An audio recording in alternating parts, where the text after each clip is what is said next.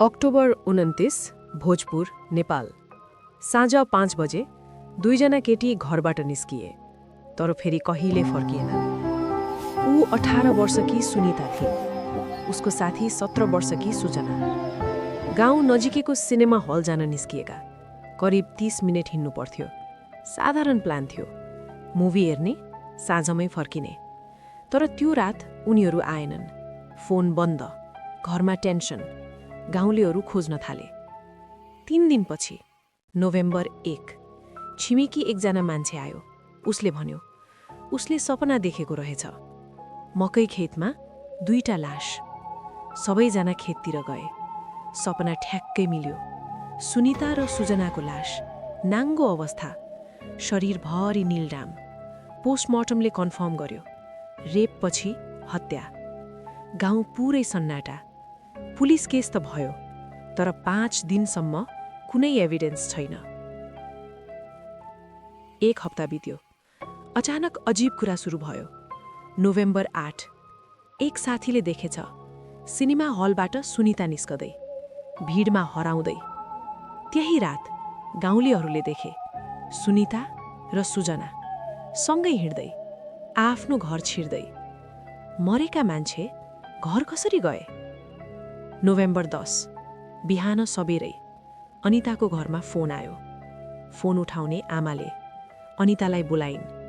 फोनमा सन्नाटा अनि एक आवाज, चिन्न सक्यौ भने सोध्यो। आवाज सुनिताकै जस्तो। अनिता डराइन्, भनिन्, चिन्न सकिन, को हो? उत्तर आयो, म सुनिता। सुजना पनि छ, मकै खेतमा घुमिरहेका। आज मुभी हेर्न जाने, आउँछौ? फोन खस्यो। अनिता चिच्याइन्। आजसम्म हत्यारा को हो थाहा छैन, तर गाउँमा उनीहरू अझै घुमिरहेका छन्। सुनिता र सुजना बितेको दिनदेखि ठ्याक्कै 1 वर्ष पूरा भएको थियो। गाउँको जीवन बिस्तारै सामान्य जस्तै देखिन थालेको थियो। मान्छेहरू फेरि हाँस्न थालेका थिए। सुनिता र सुजनाका आमा बुवा पनि बाँच्न सिकिरहेका थिए। दुःख त थियो, तर समयले सबैलाई चुप गराइरहेको थियो। कानुनले कुनै न्याय दिन सकेन र सुनिता र सुजनाको हत्या र बलात्कारको केस सबै फाइलमै थन्कियो। गाउँलेहरूले पनि बिस्तारै त्यो कुरा भुल्न थाले, तर सायद दैवलाई यो सबै स्वीकार्य थिएन। एक बिहान उही मकै खेत नजिकै गाउँको गोठालो एक्कासी चिच्यायो। सबै दौडिए। त्यहाँ एकजना मान्छेको लास भुइँमा लगभग 3-4 दिनदेखि फ्यालिएको रहेछ। लास चिन्न धेरै समय लागेन। नाम थियो बलराम र उसले नै सुनिता र सुजना मरेको सपना देखेको थियो। नाम बलराम भए नि गाउँलेहरू उसलाई मास्टर साहब भन्थे। उही मास्टर साहब जसले गाउँका झण्डै सबै बच्चालाई ट्युसन पढाएका थिए। उनलाई सबैले इज्जत गर्थे। उसले सधैँ भन्थ्यो, मेरो परिवार काठमाडौँमा छ, त्यसैले गाउँमा ऊ एक्लै बस्थ्यो। पुलिस आयो, घटनास्थल जाँचियो, सबुत सङ्कलन भयो। गाउँमा एकैचोटि एउटै कुरा घुम्न थाल्यो, सुनिता र सुजनालाई मार्ने र देवता जस्तो मास्टर साहबलाई मार्ने पक्कै एउटै हत्यारा हुनुपर्छ। पुलिसले पनि दुवै घटनाबीच पक्कै केही न केही सम्बन्ध छ भनेर खोज तलास गर्न थाल्यो, तर केही सुराग भेटिएन। यो केस पनि बिस्तारै सुनिता सुजनाको केस जस्तै सेलाउन थाल्यो। गाउँलेहरू देवता जस्तो मास्टर साहबलाई किन र कसले मार्या होला भनी अनुमान लगाउन थाले, तर उत्तर भनी पाएनन्। मास्टर साहब सबैको आँखामा एक असल व्यक्तित्व भएर गाउँको मिसाल हुन आँट्दै थिए। त्यही बेला एउटा यस्तो अकल्पनीय घटना घट्यो जसले सबै गाउँलेको जीवन उथलपुथल बनाइदियो। एक रात एक्कासी सुनिता र सुजनाकी मिल्ने साथी अनिता बेस्सरी कामना र कराउन थालिन्। ऊ निन्द्रामा छटपटी रहँदा अचानक उसको शरीर लगभग 1 मिटर हावामा माथि उड्यो। उसको शरीर जोड जोडले हल्लिन थाल्यो र ऊ चिच्याउन थालिन्। आमा डराउँदै दौडेर आइन्, पानी छर्किन्। के भयो छोरी, के भयो भन्दै होसमा ल्याउन खोजिन्, तर अनिता आफ्नो होसमा थिइन। उसको शरीर मानव कसैको बसमा थियो।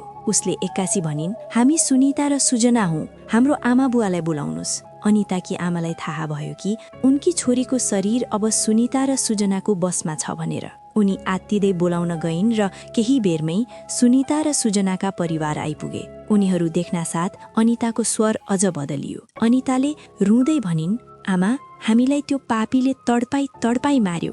आफ्नी छोरीको आवाज सुन्न साथ सुनिताकी आमा भक्कानिएर रुँदै सोधिन्, कसले गर्यो छोरी, नाम भन, हामी त्यसलाई यही गाउँमा सबैको अगाडि मार्छौं। अनिताको मुखबाट शान्त तर भारी स्वर आयो, आमा, अब त्यो सम्भव छैन।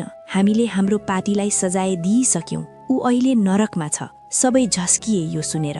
कोठामा कोही सास लिन सकेनन्। अनिता फेरि बेस्सरी कापिन् र भनिन्, हाम्रो यो हालत अरू कसैले होइन, त्यो मास्टर साहब बलरामले गरेको हो। सुनिताकी आमा आँसु पुछ्दै भारी स्वरमा सोधिन्, छोरी, हामीले के बिगारेका थियौं? त्यसपछि अनिताको जिउमा आएको सुनिताको आत्माले सारा घटना भन्न थालिन्। आमा, त्यो रात हामी सिनेमा हेरेर फर्किनै थियौं। बाटो अँध्यारो थियो, गाउँ सुनसान। त्यही बेला मास्टर साहब पनि हाम्रो पछि पछि आइरहेका थिए। उहाँले भन्नुभयो, यति राति केटी मान्छेहरू एक्लै हिँड्नु हुँदैन, म पनि यहीतिर जान लागेको, सँगै जाउँ। हामीले उहाँलाई विश्वास गर्यौं, किनकि उहाँ मास्टर साहब हुनुहुन्थ्यो। गाउँलेहरूले देवता जस्तै मान्ने मान्छे। हामी सँगै गाउँतिर फर्कियौं। मकैबारी नजिक पुग्दा उहाँले खल्टीबाट मिठाईको बट्टा निकाल्नुभयो र भन्नुभयो, आज मेरो घरमा पूजा छ, यो प्रसाद हो।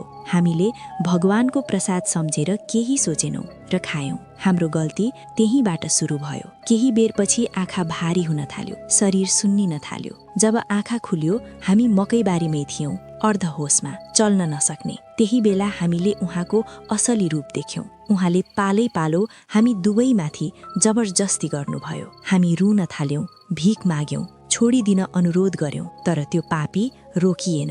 हाम्रो सास नछुट्टेसम्म उसले हामीलाई नरक जस्तो यातना दियो। त्यही मकैबारीमा हामी तडपिएर मरेका हौं। कसैले हाम्रो आवाज सुनेन। हामीले न्याय पाएनौं। त्यसैले हामीले आफै त्यसलाई त्यही ठाउँमा मारेका हौं। अब हजुर पीर नलिनुहोस् आमा, हामी अब खुसी छौं। यति भन्नासाथ अनिताको शरीर शान्त भयो। कुठामा सन्नाटा छायो। भोलिपल्ट यो कुरा सारा गाउँभरि फैलियो। पुलिस खोज तलास गर्दै मास्टर साहबको घर पुग्यो। त्यहाँ जे भेटियो त्यो देखेर सबैको रगत जम्यो। सुनिता र सुजनाका भित्री लुगा रगतले लतपतिएका एउटा शर्ट। पछि डिएनए रिपोर्टले पुष्टि गर्यो त्यो रगत सुनिता र सुजनाकै थियो। त्यसपछि गाउँलेहरूलाई महसुस भयो कि मास्टर साहब देवता होइन, मानिसको छाला ओढेको राक्षस रहेछन् भनेर। तपाईहरूलाई के लाग्छ, सुनिता र सुजनाको आत्माले जे गर्यो त्यो ठिक थियो या गलत?